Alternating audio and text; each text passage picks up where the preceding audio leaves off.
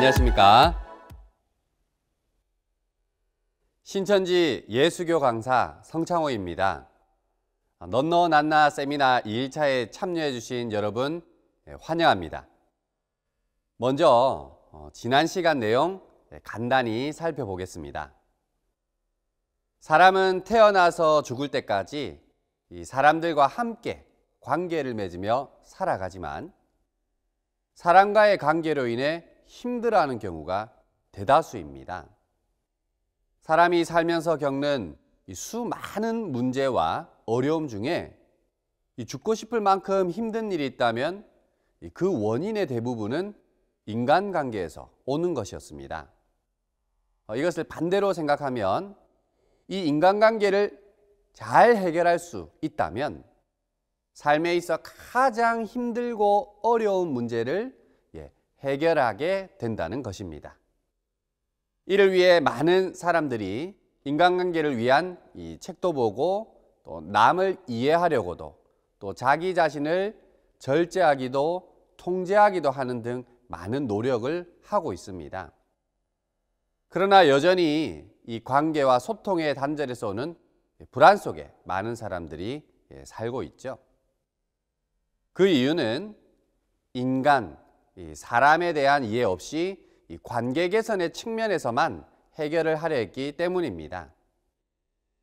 이 시간 인간관계 해결의 이 첫걸음이 될 인간, 또 사람, 나 자신에 대해서 간단하고 명확하게 이해해보는 시간이 되었으면 좋겠습니다. 자, 그러면 인간이란 무엇인가? 여러분은 인간, 사람, 나는 또 어떤 존재라고 알고 계십니까? 인간을 한자로는 인간, 또 영어로 human being이라고 합니다. 순우리말로 또 사람이라고 합니다. 사전적인 의미를 살펴보면 이 사람은 생각을 하고 언어를 사용하며 도구를 만들어 쓰고 사회를 이루어 사는 동물이라고 이야기하며 또 백과사전에서는 동물의 일원이지만 다른 동물에서 볼 수 없는 이 고도의 지능을 소유하고 독특한 삶을 영위하는 고등생물이라고 설명하고 있습니다. 그런데 사람이 이 고도의 지능을 소유했다. 과연 그럴까요?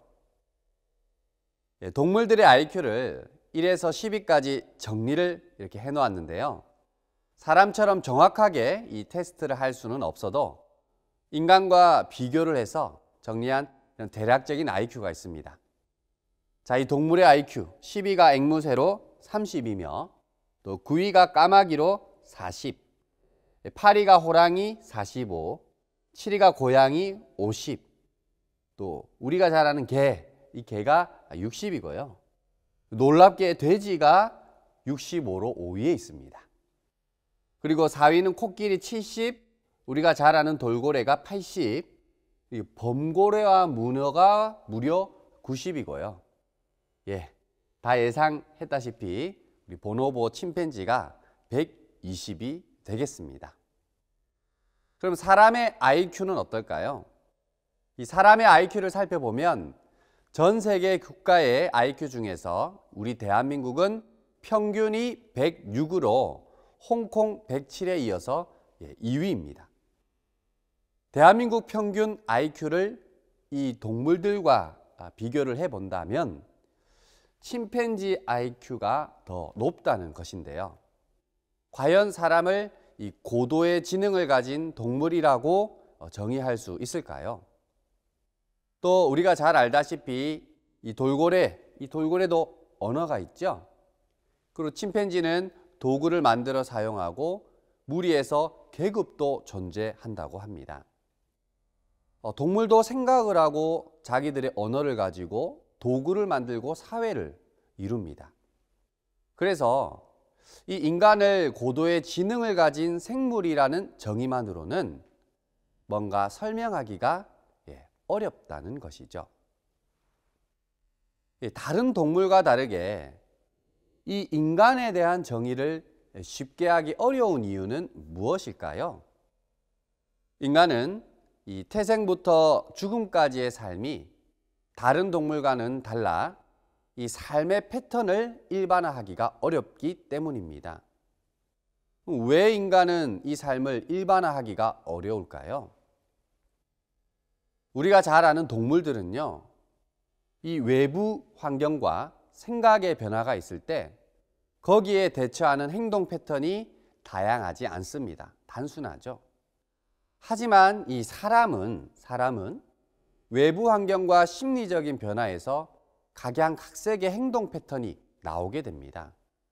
그래서 동물 사회는 단순하지만 또 인간 사회는 매우 다양한 모습으로 나타나고 예측하기도 어렵고 또 일반화하기도 어려운 그것입니다. 인간 사회에는 의사, 경찰, 군인, 선생님, 또 국회의원, 웨이터, 환경미화원 등 이 다양한 직업과 사람들이 어우러져 살아갑니다. 병원도 있고 경찰서도 또 법원도 학교도 시청도 교회도 절도 있습니다. 또 우리 주변에 식당도 있죠. 하지만 이 동물들이 사는 사회에는 이러한 것들이 없죠. 제일 IQ가 높은 침팬지들 사회에도 이러한 것들은 없습니다. 쉽게 양떼들을 이렇게 모아놓고 사람처럼 무리를 짓고 사회생활을 한다고 가정하더라도 거기에는 시간이 흘러도 경찰서도 병원도 학교도 시청도 교회도 또 절도 생겨나지 않습니다. 생존과 관련해서 동물들은 이 먹을 것이 없으면 사냥을 합니다. 초식 동물들은 양식을 찾기 위해 풀이 많은 곳으로 이동을 합니다. 그게 동물들의 일생입니다. 그러나 이 사람은 생존을 위해 농사를 짓고 다음에 먹을 것을 위해 저장하기도 하는 등 보다 다양한 행동 패턴이 나옵니다. 이렇게 사람과 동물의 행동 패턴이 차이가 나는 이유는 무엇 때문일까요? 이것을 알기 위해 먼저 우리는 행동 패턴에 영향을 주는 요인을 찾아봐야 하는데요. 행동 패턴에 영향을 주는 것은 크게 외부 환경, 곧 언행, 또 물질 환경 등의 눈으로 볼 수 있는 환경과 내부 환경, 곧 이 마음과 정신이라는 눈에 보이지 않는 심리적인 것, 두 가지 요인이 있습니다. 사람 외의 모든 동물은 이 외부 환경에 영향을 크게 받지만 사람은 이 심리적인 것에 더 큰 영향을 받습니다. 동물은 외부 환경이 이 마음과 생각에 비해 미치는 영향이 크기 때문에 외부 환경에 따라 그들의 삶을 일반화하는 것이 가능합니다. 외부 환경은 자연과학에 의해 판단이 가능하기 때문에 이 생물학적인 관점, 자연과학의 관점으로 일반화가 가능한 것이지요. 하지만 이 사람은요, 외부 환경보다 마음과 생각, 즉 이 심리적인 영향이 더 크기 때문에 외부 환경만으로 일반화시키는 것이 불가능한 것입니다.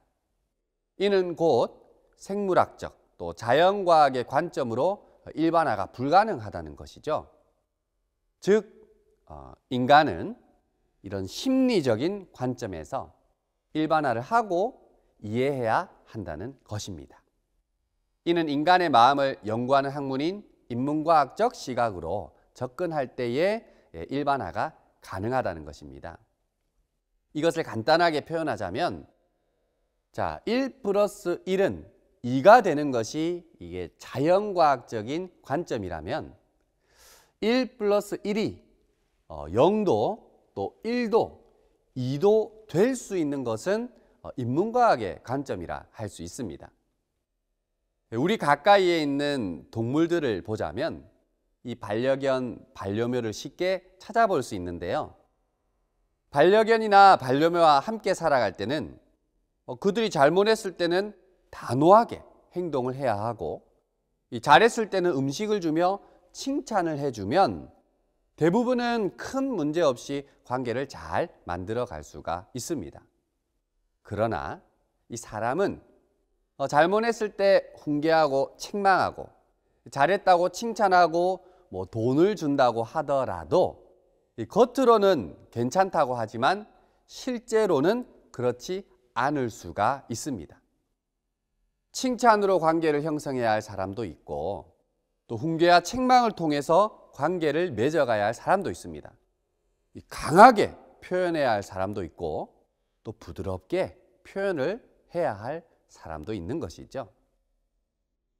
이렇듯 인간관계에 대해서 이 사람에 대한 근원적인 이해 없이 다른 생물과 같은 방법으로 관계를 개선하려 해서는 해결하기가 어려울 수밖에 없다는 것입니다. 인간관계는 다른 생물과 다르게 인문과학적, 심리학적인 관점에서 관계를 개선해 나가야 한다는 것입니다. 자, 그럼 우리는 왜 인문과학적 또 심리학적인 관계 대처가 이렇게 어려운 것일까요? 이것은 배움의 차이 때문입니다. 이 자연과학은 우리에게 굉장히 익숙합니다. 외부 환경, 곧 우리 눈에 보이는 것들에 대해서 관찰하고 학습하고 생각하는 것은 우리가 잘합니다. 왜냐하면 이 학교에서 배우기 때문이죠. 그런데 이 사람의 마음과 정신, 이 보이지 않는 것들, 심리적인 것들에 대해서 관찰하고 학습하고 생각하는 것을 잘하지는 못합니다. 왜냐하면 이 학교에서 배우지 못했기 때문입니다. 사람이란 나는 어떤 존재인가? 나의 이 생각과 마음은 어디에서 비롯되었나? 왜 내가 저 사람을 미워하는가? 등에 대해서 혹시 제대로 배워본 적이 있으셨나요? 우리 사람의 몸이 감기에 걸리면 콧물, 기침, 발열 등의 현상으로 나타나 보입니다. 그래서 치료를 위해 병원에 가고 의사 선생님께 진단을 받고 처방을 받습니다. 그래서 그 처방대로 하면은 대부분이 감기가 낫게 되는 거죠. 인간 관계의 문제는 이렇게 사람 내면의 감기와 같은 것입니다. 이를 치료하기 위해서는 이에 대한 지식이 있는 병원에 가서 진단을 받고 그 처방대로 따르면 나을 수가 있겠죠. 하지만 이것은 사실상 말처럼 쉬운 일이 아닙니다. 왜냐? 그 병원이 어디인지 우리가 모르기 때문입니다. 물론 이러한 지식에 대해서 내가 안다면 스스로 해결할 수 있겠지만은 내가 알지도 못하고 또 어디서 배울 수 있는지도 알지 못한다면 해결할 수도 없는 것입니다. 자, 이러한 사람 내면의 마음과 생각 또 정신에 대해서 시작, 근본부터 그 결과 곧 나타나는 현상들까지 알려주는 것이 바로 종교입니다. 웬 종교라며 이 종교에 대해 부정적인 생각을 가진 분들도 있으시겠고 또 종교는 무엇인가 배우고 아는 것이 아니라 그냥 마음으로 믿기만 하면 되는 것이라고 알고 계신 분도 있을 것입니다. 여러분들이 보통 흔히 아는 것처럼 종교는 기적만을 외치는 것이 아닙니다. 종교라는 것은 으뜸종자, 이 가르칠 교자로 으뜸가는 가르침으로 인간에 대한 가장 필요한 가르침, 곧 교육이 종교입니다. 그 가르침이 기록된 책이 바로 이 경서이며 이 경서는 사람의 마음과 생각, 그 근본에 대해서 알려주고 있는 것입니다. 사람의 마음과 생각은 눈으로 볼 수 없기 때문에 확인할 길이 없다라고 생각할 수 있지만 실제로는 그렇지가 않습니다. 눈에 보이지는 않지만 이 사람의 마음과 생각은 사람의 말과 행동을 통해서 나타납니다. 이렇게 나타나는 현상을 통해 이 해결책을 제시하는 것이 바로 종교입니다. 그래도 우리는 이 종교라고 하면 신뢰하기 좀 어려운 마음이 드는데요. 도대체 왜 그런 걸까요?